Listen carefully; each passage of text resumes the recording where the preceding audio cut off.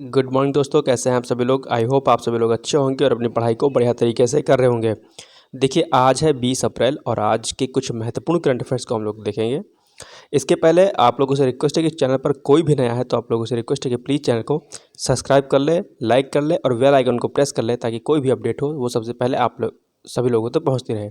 इसके अलावा मैं आपको बता दूँ कि ये जो करंट अफेयर्स हमारा कराया जाता है ये UPPCS, UPSSC, साथ ही साथ में ROR और अन्य किसी भी राज्य लोक सेवा आयोग के लिए ये करंट अफेयर्स आपका महत्वपूर्ण होता है। तो चलिए बिना देरी के हुए आज का करंट अफेयर्स हम लोग स्टार्ट करते हैं। तो पहले हमारी जो न्यूज़ है वो है नौसेना प्रमुख। अभी हाल ही में नए नौसेना प्रमुख जो है नियुक्त किए गए हैं, तो चर्चा में इसीलिए हैं। तो वाइस एडमिरल दिनेश कुमार त्रिपाठी, ध्यान से रखिएगा इस नाम को, दिनेश कुमार त्रिपाठी को नौसेना प्रमुख नियुक्त किया गया है। ध्यान रखिएगा। कार्यभार संभालने की जो इनकी तिथि है 30 अप्रैल 2024 को दोपहर के बाद से लगभग ये अपना कार्यभार संभाल लेंगे।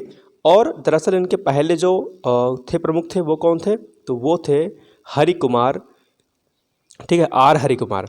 तो प्रश्न आपसे यही पूछ सकता है कि जो अभी एडमिरल दिनेश कुमार त्रिपाठी जी नए सेना प्रमुख बने हुए हैं, ठीक है, इसके पहले कौन थे, यानी कि इन्होंने किसके स्थान पर अपना स्थान ग्रहण किया है, तो हरि कुमार के स्थान पर एडमिरल दिनेश कुमार त्रिपाठी जी नौसेना प्रमुख बने हैं। ठीक है, ध्यान रखिएगा इस पॉइंट को। इस प्रकार से घुमा करके प्रश्न आपसे कई बार पूछ लेता है, तो ध्यान रखिएगा इस प्रकार से। ठीक है, नेक्स्ट है विश्व विरासत दिवस की अगर बात करते हैं तो अभी 18 अप्रैल को विश्व विरासत दिवस जो है दरअसल मनाया गया है। और इसकी थीम की अगर हम लोग बात करते हैं तो थीम जो है इसकी थी कि विविधता की खोज करें और उनका अनुभव करें। ठीक है, ये इसकी थीम थी। चलिए नेक्स्ट है तिरंगा बर्फ़ी, हाल ही में चर्चा में रही है। चर्चा में क्यों रही है, क्योंकि हाल ही में तिरंगा जो बर्फ़ी है इसको GI टैग प्रदान किया गया है, यानी कि भौगोलिक संकेतक प्रदान किया गया है। कहाँ का है ये तिरंगा बर्फ़ी, तो ये तिरंगा बर्फ़ी जो है दरअसल आपका वाराणसी का है। और वाराणसी क्या है, वाराणसी जो है आपका माननीय प्रधानमंत्री जी का संसदीय क्षेत्र है। ठीक है, तो तिरंगा बर्फ़ी जो है इम्पॉर्टेंट है, अपने नाम से थोड़ा सा यूनिक सा लग रहा है, तो हो सकता है आपसे परीक्षा में पूछ ले।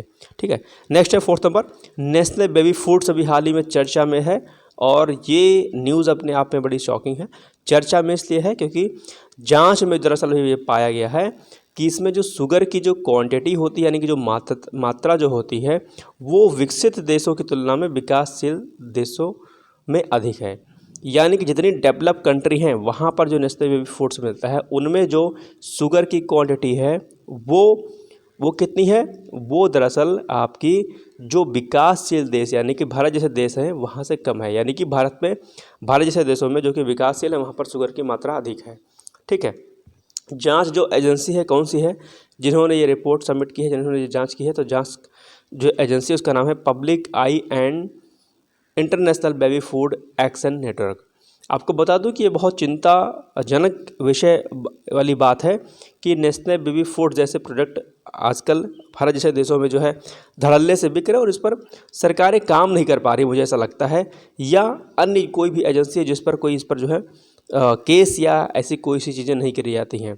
फॉर एग्जांपल कि दूसरा अगर मैं आपको एग्जांपल दूं तो ये जो RO होता है जिसमें आप लोग पानी पीते हो, जिसको कहते हो बड़ा शुद्ध पानी है, ये RO भी जो है दरअसल आपका कुछ जो विकसित राष्ट्र हैं अमेरिका जैसे वहाँ पर RO का पानी नहीं पिया जाता है, क्योंकि यहाँ पर क्या होता है इसकी वाटर की जो क्वांटिटी वो जो क्वालिटी होती है बड़ी डाउन हो जाती है और इससे गठिया रोग जैसे जो होता है ना, यानी कि जो आपके बोन्स जो होती हैं वो बहुत वीक हो जाती हैं, कमज़ोर हो जाती हैं RO के पानी से। ध्यान रखिएगा एक बात का, अगर आपको पानी पीना है तो आप लोग गर्म करके पानी पिए, सबसे बेस्ट तरीका यही होता है।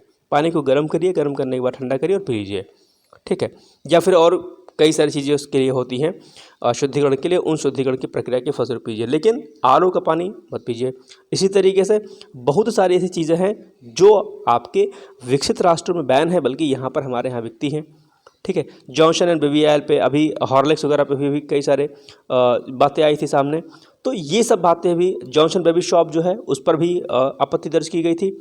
ठीक है, तो जो विदेशी प्रोडक्ट हैं लोग उस पर जो है उसको बैन करने की बात नहीं करते हैं, ये चिंताजनक बात है। हाँ, बैन करने के बाद लोग उसको करेंगे जो स्वदेशी को बढ़ाएगा, जो आयुर्वेद को बढ़ाएगा, ये दुख की बात है। और इस पर एजेंसियाँ जो है पूरी हाथ धो के पड़ जाती हैं, जो स्वदेशी चीज़ों को बढ़ाता है या जो आयुर्वेदिक चीज़ों को बढ़ाता है।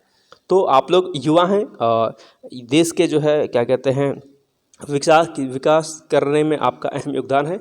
तो आप सभी लोग इन चीज़ों को समझिए और इस पर एक्शन लेने की जो है वो होगी, ज़रूरत होगी आगे चल करके, ठीक है। खैर, तो ये नेशनल बेबी फूड जो दरअसल चर्चा में है, और आपको एक बात बता दूं, जो इससे प्रश्न निकलेगा वो निकलेगा आपका एथिक्स का, ठीक है, नैतिकता वाला बात, क्योंकि जिस तरीके से प्रोडक्ट को सेल किया जा रहा है, ठीक है, नैतिकता जो है चली गई है लोगों में कि आप लोगों को जहर दे रहे हो। तो ये दरअसल जो कंटेंट है जो आपका, ये एथिक्स वाले पेपर में जाएगा आपका, ठीक है, ये यहाँ पे इम्पोर्ट है। ओके, चलिए नेक्स्ट है, अभी हाल ही में चागारा रोग जो है चर्चा में है। ये न्यूज़ तो ऐसे चागास रोग जो है अभी चर्चा में है। क्यों है? क्योंकि अभी WHO ने 14 अप्रैल को विश्व चागास दिवस जो है मनाया है, ठीक है। तो ये न्यूज़ रह गई थी मेरे से, आज मैं इसको कमेंट कर दे रहा हूँ।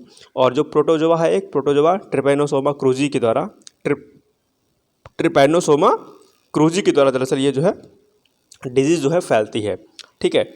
और भोजन बच्चे के जन्म के दौरान, यानी कि जब बेबी जन्म लेता है उस समय, और अंग प्रत्यारोपण आदि के माध्यम से जो है दरअसल ये रोग, चागास रोग जो है फैलता है, ठीक है। इसको हम लोग साइलेंट डिजीज़ के नाम से भी जानते हैं। साइलेंट डिजीज़ के नाम से इसलिए जानते हैं क्योंकि ये रोग आपको हो जाता है और आपको पता नहीं होता है। जब इसका बहुत आगे का स्टेप जब हो जाता है तब इसके सिम्टम्स दिखाई देते हैं, नहीं तो सिम्टम्स इसके दिखाई दरअसल नहीं देते। जैसे एड्स वायरस भी आपके बॉडी को इसी तरीके से जो है वीक करता है। एड्स आपको हो जाएगा, आपको मालूम नहीं चलेगा, धीरे धीरे करके आपको एक डिजीज़ होना शुरू हो जाएगी, तब आपको आभास होगा, ठीक है, ध्यान रखिएगा।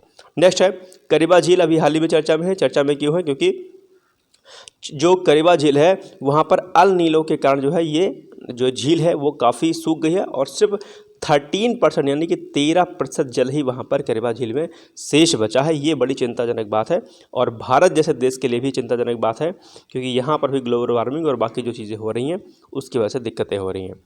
तो ये जो करीबा झील है ये कहाँ पर, अगर इसकी अवस्थिति की बात करें हम लोग, तो ये है जाम्बिया और जिम्बाब्वे के मध्य में ये करीबा झील आपकी अवस्थित है।